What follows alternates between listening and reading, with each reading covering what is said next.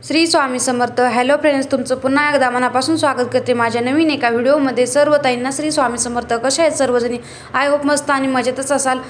शुभ सकाळ ताईंनो. आज माझ्या 11 गुरुवारच्या व्रताचा 3रा गुरुवार आहे. स्वामीच्या कृपेने आजचा दिवस माझा खूप छान गेला. आजचा माझा संपूर्ण भक्तिमय दिवस तुमच्यासोबत मी शेअर करणार. त्यामुळे तुम्ही व्हिडिओ शेवटपर्यंत नक्कीच पहा आणि व्हिडिओ कसा वाटतो तो नक्कीच मला कमेंटमध्ये सांगा. सर्व ताईंनी एक कमेंट करत जा श्री स्वामी समर्थ म्हणून. मी नेहमीप्रमाणेच आपलं रोजच्यापेक्षा आज थोडंसं लवकर उठले ते, कारण मला गुरुवारची पूजा वगैरे मांडायची होती. स्वामी चरित्राचं पोत 11 गुरुवारची पोथी चालू आहे माझी, त्याच्यामुळं तर मी सकाळी लवकर म्हणजे उठले होते. पण मी पहिले एक व्हिडिओ टाकला त्याच्यामध्ये मी तुम्हाला सांगितलं की ब्रह्ममुहूर्तावर उठले होते 4 वाजता. तर आज पण मला तसंच उठायचं होतं, पण झालं असं की ना गुरुवारची असं पण म्हणजे लाईट दिवसभर पण परेशान करतेच, पण आज जरा जास्तच परेशान करत होती. त्यामुळे मी काय उठू नाही शकले, कारण लाईट सारखी जात होती. म्हणून 5ला उठले. त्याच्यानंतर मी आंघोळ वगैरे करून फ्रेश होऊन म्हटलं चला आता पूजा वगैरे करून घ्यावी. तर त्यासाठी पहिले अगोदर बाहेर आले, दार वगैरे स्वच्छ करून घेतलं, दरवाजा पुसून घेतला आपला मुख्य दरवाजा जो असतो तो, आणि त्याच्यावरती हळदीने स्वस्तिक काढून घेतली, त्याला हळदी कुंकू वगैरे लावून पूजा करून घेतली दरवाजाची.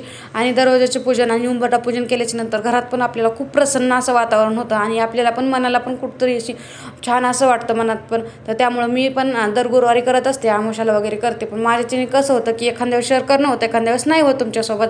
आता दरवाजाची पूजा वगैरे करून झाली होती. त्याच्यानंतर म्हटलं चला आता उंबरठ्याची पूजा करायची. त्यासाठी अगोदर उंबरठ्यामध्ये झाडून वगैरे पुसून घेतलं होतं मी, तरी पण एक वेळेस थोडंसं पाणी शिंपडून घेतलं आणि त्यानंतर उंबरठा स्वच्छ करून घेतला एका कपड्याने पुसून. आणि त्यानंतर म्हटलं चला हळदीचं लेपन करून घ्या. तर यामध्ये गोमूत्र आणि गंगाजल टाकून पूर्ण उंबरट्याला पुसून घेतला. हा उंबरठा आहे ना तर फरशीचा आहे, पण चला चालतं, लाकडे असो किंवा नसो, आपण कसं आहे आता सध्या तर रेंटने राहतो, त्यामुळे जसं असेल तसं भागून घ्यायचं. तर आता उंबरट्याला हळदीचं लेपन करून घेतलं आणि त्यावरती रांगोळ काढायची होती मला, पण थोडंसं वल्ला असल्यामुळे थांबले मी. तोपर्यंत म्हटलं चला दरवाजासमोरची रांगोळ काढून घ्यावी. तर छानशी एक छोटीशी रांगोळ काढून घेतली, मला जेवढी जमल तेवढी. आणि ह्या वेळेस ना थोडंसं उशीर झाल्यामुळे थोडीशी घाई गडबड झाली, की म्हणजे नेमकं कळत नव्हतं कोणतं काम पटकन करू. तर कारण यशस्वी जर उठली तर माझी पूजा वगैरे थोडीशी मध्ये थांबती, त्यामुळं आणि त्यासाठी मी थोडीशी घाई गडबडमध्येच रांगोळ वगैरे काढून घेतली. तर छोटीशीच रांगोळी काढली दोन्ही साईडनं आणि छोटंसं वेल काढून घेतला उंबरट्यावर, स्वस्तिक वगैरे काढून घेतली, उंबरट्याला हळदी कुंकू लावून पूजा करून घेतली. आणि थोडीशी लाईटनं पण माझं थोडंसं मन म्हणजे हे करत होतं की पूजा वगैरे माझी होऊ द्यावं लाईटनी याच्यामुळं. पण बघा आता पुढे समोर तर लाईट गेलीच होती. जसं असेल तसं शक्य करून घ्यावं लागतं आपल्याला. पण खरं सांगायचं म्हणजे ना, गुरुवार म्हटलं ना की आपल्यासाठी एखादा सण असल्यासारखंच वाटतं की आज स्वामीचा गुरुवार आहे. आणि स्वामी भक्तासाठी तर खरंच वाटतं बरं का, की म्हणजे असं गुरुवार असेल की आज काय कोणतं करावं, आपल्याला एक सणासारखं वाटतं. मला तर वाटतं बघा, तुम्हाला काय वाटतं ते सांगा मला. प्रत्येक दिवस काहीतरी एक शिकून जातो, काहीतरी अडचण येतच राहते, पण त्यातून आपल्याला एक शिकण्यासाठी पण प्रेरणा भेटते काहीतरी. पण स्वामीवर विश्वास ठेवला ना की सगळं काही शक्य होतं. फक्त अशक्य शक्य करतील स्वामी, ह्या एकाच वाक्यावरती आपण जास्त लक्ष देऊन ऐकायचं, की कारण त्यामुळे प्रत्येक गोष्ट घडत असते. तर इथं लाईट गेली होती, मी नेमकी पूजा वगैरे करून घ्यायची की तर चला चालतंय असंच असतं. तर यामध्ये तुम्हाला नाही दिसणार, पण थोडंसं म्हणजे अगरबत्ती वगैरे लावल्यावर दिसेल मी थोडीशी. जास्त मला काहीच करता नाही आलं आणि यामुळे मला जेवढं शक्य होईल का तेवढाच मी व्हिडिओ शेअर केला. तर इथं उंबरट्याची पूजा वगैरे छान मस्त करून घेतली. ती छान पूजा वगैरे केल्याच्या नंतर दिसतो उंबरठा. त्याच्यानंतर आता आतमध्ये आली, म्हटलं चला आता देवपूजा वगैरे करून घ्यावी. तर तोपर्यंत यशस्वी उठली होती, तिला आता इकडंच घेऊन आली मी. म्हटलं जाऊ दे आता, कारण की ती काय आता झोपणार नव्हती.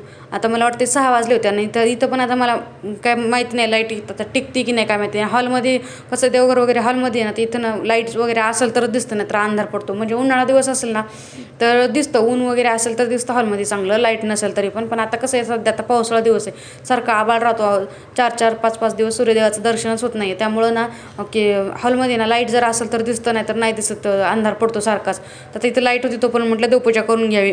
आता तुम्ही बघितलं असेल की अगोदर देवघर म्हणजे बसल्या अगोदर तेव्हा आता कसं देवघर होतं, कारण हिचं दिवसभर चालू असतं, हे देव घेणार ते देव घेणार तिथं मांडणार. पण आता कसं आहे, लहान मुलं घरात असल्यानंतर हे होतच असतं, त्यांना म्हणून पण काही फायदा नसतो. लहान मुलं पण आपल्याला कसं देवाप्रमाणेच असतात, त्यामुळं आपण त्यांना म्हणून चिडून काहीच होत नाही. तर तिचं त्याचा खेळच असतो, तो घेते देवाला जे करते जे कर म्हटल्याच्यानंतर. आता ते मी तिला टिक्के वगैरे लावून दिली, तिला म्हटलं जा आरशात बघून तोपर्यंत मी देवपूजा करून घेते. काहीतरी म्हणून रमून लावावं लागतं मुलांना. आता ती गेली तिकडे, तोपर्यंत म्हटलं चला देवपूजा करून घ्यावी. आणि मी देवाला म्हणजे अष्टगंध वगैरे ना सगळं एकत्रच लावत असते, म्हणजे लास्टला लावला, कारण ती अगोदर काढलं ती गंधाचं पण घेते, नंतर मग खराब करते, त्याच्यामुळं मी नंतरच काढत असते. लावून पण ठेवून द्यावं लागतं झाकून, तिला दिसू द्यायला नाही जमत. दिवा वगैरे पण लावल्याच्यानंतर खूप जपावं लागतं लहान असल्यामुळं, तर त्यामुळे मी शक्यतो जास्त करून दिवा लावतच नाही आणि लावल्याच्यानंतर तिला खूप जपावं लागतं. लहान असल्यामुळे सारखी इकडं तिकडं पळत असते. आता देवपूजा झाली होती, आता लगेचच लक्ष्मी मातेचा फोटो पुसून वगैरे तिला पण हळदी कुंकू लावून घेतलं. त्यानंतर म्हटलं चला आता ह्या पण देवाला लावून घ्यायचं होतं, म्हणजे मला आपले सत्यनारायणची आपण पूजा वगैरे करतो ना दर पौर्णिमाला, तर त्यासाठी मी फोटो आणलेला आहे सत्यनारायणाचा, तर त्याची पण पूजा करून घेत असते. आता ते झाली की आता इथं लाईट गेली होती, तर लाईट गेल्याच्यानंतर ह्या असं होतं, सगळं असं वातावरण होतं ना, अंधार होतं ना, तर काहीच दिसत नाही, काहीच समजत नाही, काही नाही. त्याच्यामुळं मग मला उजेडातच करून घ्यावं लागतं असं येतं इथं. तर चला चालतंच असतं. आणि गुरुवारच्या अशा पण सारखी लाईट जात असते, आज सकाळपासून सुरू केलं, त्यामुळंच मी उशिरा उठली होती, कारण उजेड पडल्याच्या नंतर थोडंफार दिसेल तरी म्हटलं, म्हणून आता बघू आता काय काय माझी कुठपर्यंत पूजा होते, कुठपर्यंत नाही, आता अंधार कुठपर्यंत राहतो. पण कसं माहिती का, सकाळी जी केलेली पूजा असते का ती मन प्रसन्न करते माणसाचं आणि दिवस असा एकदम छान जातो. पण आता बघू आजचं काय होतं, तर कुठपर्यंत माझी पूजा होती, लाईट कुठपर्यंत मला साथ देते. तर पण कसं आहे, आपण नाही म्हणजे विचार करायचा, आपलं काम आपण चालू ठेवायचं, थोडंफार उजेड जरी असलं तरी होऊन जाईल आपलं. आता मी इथं घर वगैरे स्वच्छ केलं तरी पण आता जिथं पोती बांधायची असतील पूजा, तिथं मी सगळं पुसून वगैरे घेतलं एका कापडाने, त्याच्यावर स्वस्तिक काढून घेतले, हळदी कुंकू देऊन लगेचच चौरंग मांडून घेतलं. त्यावरती म्हटलं चला आता छान एक वस्त्र अंथरून घ्यावं आणि त्यानंतर स्वामीच्या फोटोला पण पुसून वगैरे घेतलं एकदा ओल्या कपड्यांनी. जमतं बरं काय, म्हणजे पेपर पिशवी असते ना तसं केलेलं आहे पॅक, त्याच्यामुळं काय पुसला वगैरे ओल्या कपड्यानं तर खराब होत नाही. त्यानंतर मग लगेचच घंटा आणि शंख वगैरे सगळं मांडून घेतलं आणि म्हटलं चला आता इथं स्वामीच्या मूर्तीला पण मी आज अभिषेक म्हणजे जास्त नाही शेअर करू शकले, गेल्या वेळेस शेअर केलं तर ह्यावेळेस नाही करू शकले.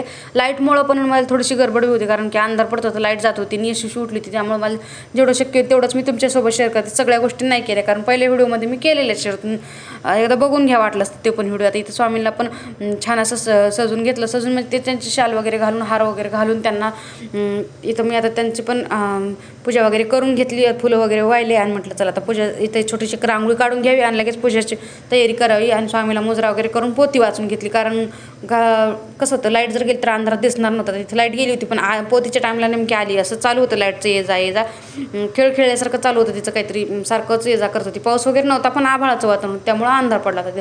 छान मस्तपैकी माझी आता इथं देवपूजा वगैरे करून झाली होती. तर छान एक रांगोळी काढली होती, पण ती रांगोळी लास्टला तुम्हाला दिसून ती यशस्वीने मोडली होती. तर पूजा झाली आता इथं मी स्वामीला मुजरा करतो, तोपर्यंत तिला पण जे करायची होती तिचं पण चालू होतं. ते मुजरा वगैरे करून पोथी वाचून घेतली, पण मला आरती वगैरे बाकी काही शेअर नाही करता आलं, मोबाईल माझा डिस्चार्ज झाला होता. त्याच्यामुळं माझा भक्तिमय प्रवास तुमच्यासोबत शेअर करताना मला खूप आनंद झाला. स्वामीच्या चरणी एकच प्रार्थना आहे, तुमच्या कुटुंबाला सुख समाधान आणि उत्तम आरोग्य लाभो हीच स्वामींच्या चरणी प्रार्थना आहे. जर व्हिडिओ तुमच्या मनाला थोडी पण सकारात्मक ऊर्जा अनुभव देत असेल तर माझ्या व्हिडिओला लाईक शेअर सबस्क्राईब करा आणि तुमच्या मित्रपरिवारासोबत नक्कीच शेअर करा.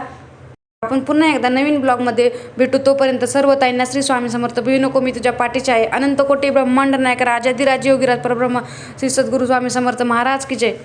व्हिडिओ आवडला असेल तर लाईक शेअर सबस्क्राईब करायला विसरू नका.